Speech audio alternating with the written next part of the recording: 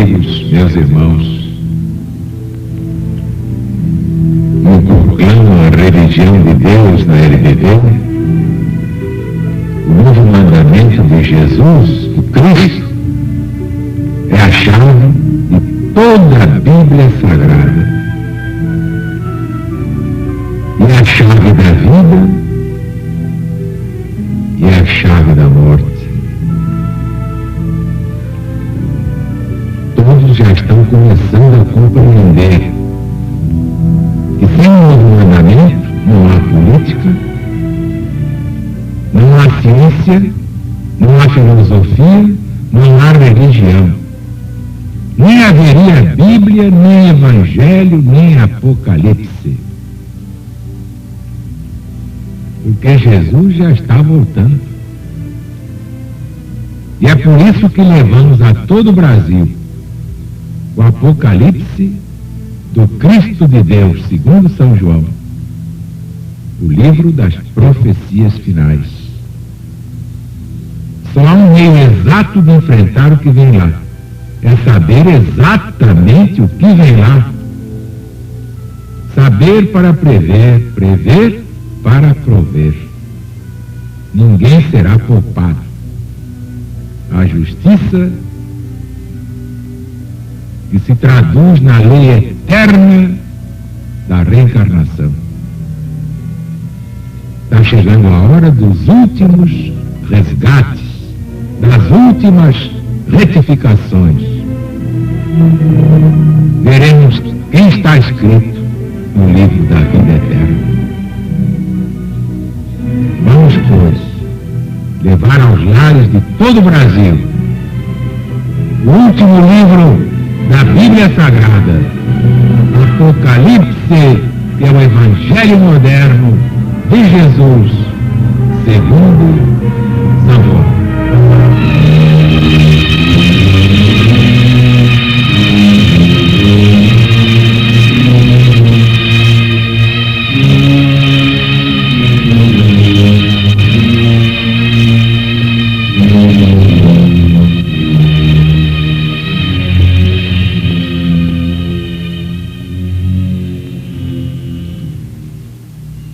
Quando ele abriu o quinto selo, vi debaixo do altar as almas daqueles que tinham sido mortos por causa da palavra de Deus e pelo testemunho que tinham dado dele. E clamavam em alta voz, dizendo: até quando, Senhor, santo e verdadeiro, esperas tu para nos fazer justiça e vingar o nosso sangue dos que habitam sobre a terra? E foram dadas a cada um deles umas vestiduras brancas. E foi-lhes dito que repousassem ainda um pouco de tempo, até que se completasse o número dos seus conservos e o de seus irmãos que haviam de padecer, como também eles, a morte. E olhei, quando ele abriu o sexto selo, e eis que sobreveio um grande terremoto e se tornou o sol negro como um saco de silício.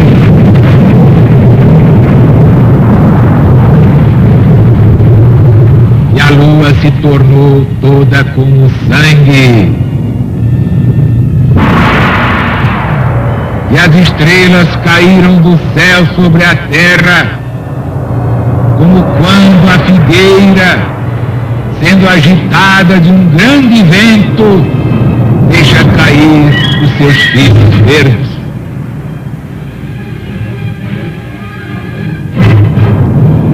E o céu se recolheu como um livro que se enrola.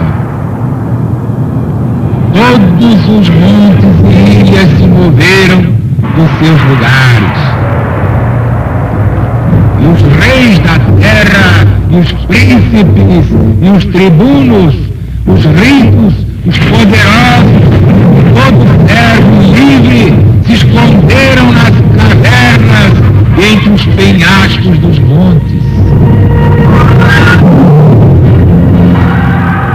E disseram aos montes e aos rochedos: tombai sobre nós, escondei-nos diante da face daquele que está no trono e da ira do Cordeiro de Deus.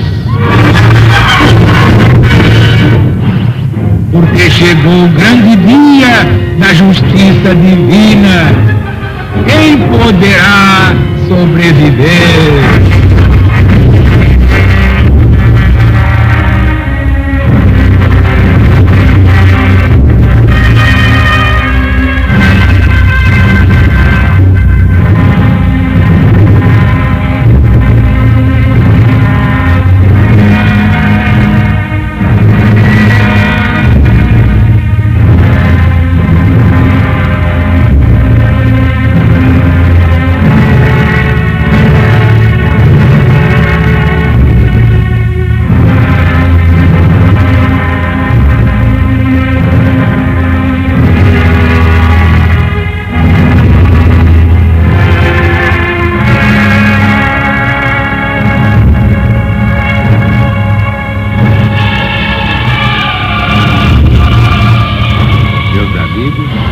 Meus irmãos, nós não inventamos nada, isso não é escrito pela LBV. Quem escreveu foi o apóstolo profeta João, o evangelista. Mas ele apenas escreveu como psicógrafo, como instrumento e nada mais. O autor mesmo é nosso Senhor Jesus Cristo. Como está neste livro, logo no princípio, Apocalipse de Jesus que Deus lhe deu para mostrar aos seus servos o que em breve vai acontecer. Mas vamos passar o espanador na memória?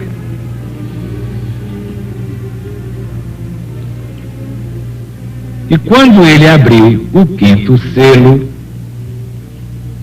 vi debaixo do altar as almas daqueles que tinham sido mortos por causa da palavra de Deus, pelo testemunho que tinham dado dele.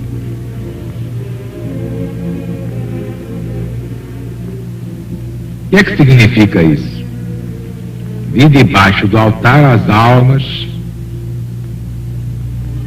dos que tinham sido mortos por causa da palavra de Deus. Que altar é este? Exatamente, este altar representa o próprio Jesus, o Cristo, que na condição humana é o altar debaixo do qual as almas dos mártires já vivem no céu. Altar só para Jesus.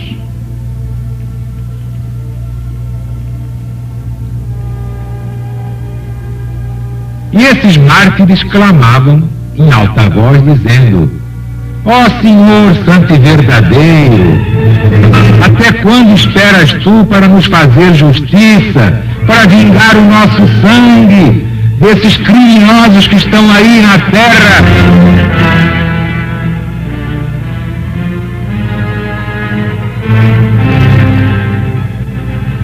Por que os santos falam assim? Por maldade?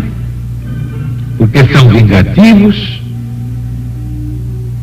Querem a perdição eterna de Herodes, Pilatos, Domiciano, Nero e tantos outros débeis mentais da história humana? Claro que não.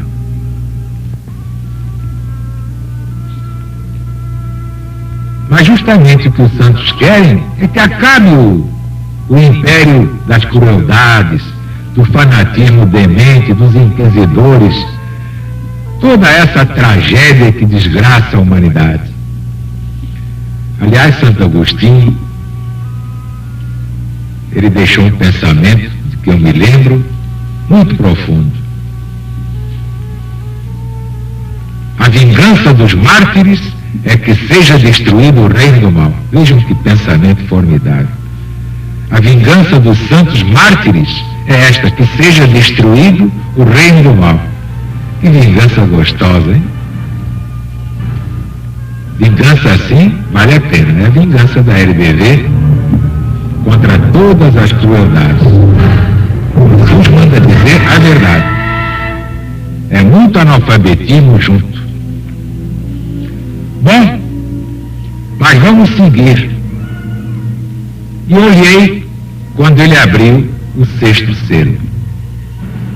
Bem, aí o que se segue, vocês viram que é terrível. É a chamada vingança da ira divina, última e irrevogável contra os que se deleitam nas piores crueldades da história. Isso é terrível. Vocês veem aí, né, as estrelas caíram do céu sobre a terra, como quando a figueira, sendo agitada de um grande vento, deixa cair os seus figos verdes. E o céu se recolheu como um livro que se enrola. Todos os montes e ilhas se moveram dos seus lugares. Que coisa, hein? Coisa terrível. Tornou-se o sol negro como um saco de silício. O terremoto, o eclipse do sol e da lua, veja quem tem olhos de ver, escurecendo tudo, a queda das estrelas, a comoção dos montes. Claro, tudo isso faz parte daquele modo hiperbólico de falar de todos os profetas. Isso é para significar o quê? Calamidade extrema e geral, como a que se seguiu aos judeus, como aquela também que se seguiu ao Império Romano depois da morte de Jesus. Morte entre aspas. Os romanos e os judeus mataram Jesus. Jesus morreu assassinado por romanos, judeus conluiados. Coitados, na sua ignorância eles pensavam que o mal estava liquidado, era só matar aquele Jesus. Então mataram. Mas que azar, logo 3 dias depois Jesus subiu daquele túmulo, tinha pedra chumbada, a pedra sozinha já era difícil de tirar, agora chumbada, imaginem vocês. E assim mesmo o poder maior removeu a pedra chumbada. E Jesus subiu daquele lúgubre túmulo, glorioso, ressurreto, mas na verdade nunca foi assassinado, nunca morreu. Havia sido engraçado o bicho-homem matar Deus. Vocês engolem essa? Um Herodes, um Pilatos, um Barrabás com o poder de matar Jesus. Vocês engolem essa? Eles nem sabem o que é Jesus, o que é o Cristo. Mas assim como no parto de Maria, havia necessidade dessa aparência. E foi o que aconteceu. E os reis da terra, e os príncipes, e os tribunos, os ricos, poderosos, todo servo e livre, se esconderam nas cavernas, entre os penhascos, gritando aos montes e rochedos: caí sobre nós, tombai sobre nós. Escondei-nos de diante da face do que está no trono.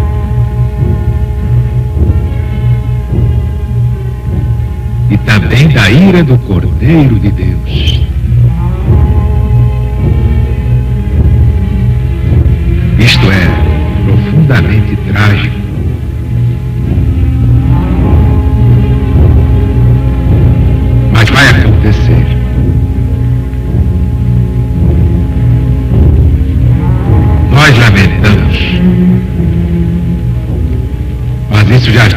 profetizado no profeta Oséias, no Velho Testamento.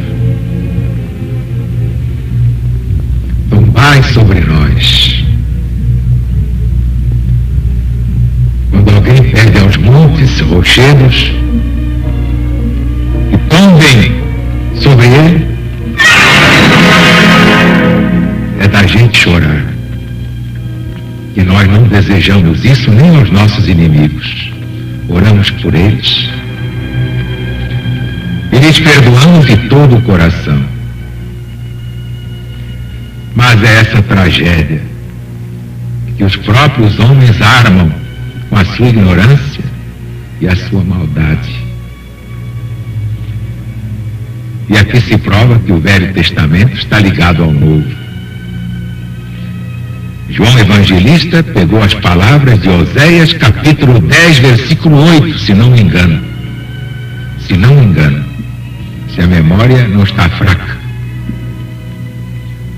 Mas é um quadro dantesco, triste, doloroso. E aí só perguntando com o próprio João. Chegou o grande dia da ira de Deus. Quem poderá sobreviver?